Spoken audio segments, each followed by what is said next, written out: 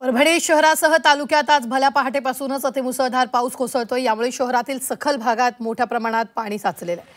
अक्षदा मंगल कार्यालय परिसरातून वाहणाऱ्या नाल्याचं पाणी मोठ्या प्रमाणात नागरिकांच्या घरात शिरल्यानं संसार उपयोगी साहित्यांचंही मोठं नुकसान झालं असून इथल्या नागरिकांना एसडीआरएफच्या पथकाकडून स्थलांतरित करायला सुरुवात झाली आहे। आणि या भागातील 20 ते 25 घरात पाणी शिरल्याची माहिती मिळते। या पावसामुळे नागरिकांच्या संसार उपयोगी साहित्यांचं मोठं नुकसान झालंय। 20 ते 25 घरांमध्ये पाणी शिरलेलं आहे, तर काही लोकांना स्थलांतरित करण्याचं काम सध्या सुरू आहे। अनेक घरात पाणी शिरलेले आहे। संसार उपयोगी वस्तूंचं मोठं नुकसानही झालेलं आहे। अनेक सखल भागात पाणी साचलेलं आपल्याला पाहायला मिळतंय। लोकांचं मोठ्या प्रमाणात नुकसान झालेलं आहे। एसडीआरएफ कडून नागरिकांचं स्थलांतरण केलं जातंय। काही गाड्या पाण्यात अडकल्याचंही या दृश्यांमध्ये पाहतोय।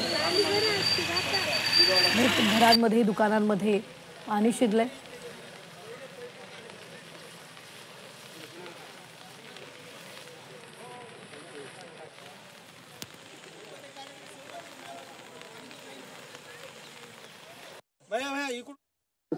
परभणीची अशी परिस्थिती आहे। सगळे घरांना पाणी आले, लेकर बाळ कुठं राहावं काय खावं, सगळं अन्न सगळं वाहून गेलं, भांडे कुंडे सगळे वाहून गेले।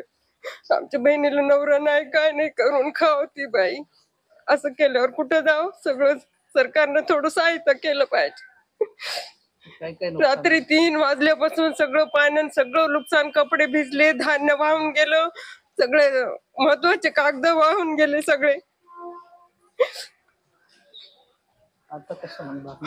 आता काय करावं काय नाही, आता तुम्ही सहायता करायला पाहिजे बघा।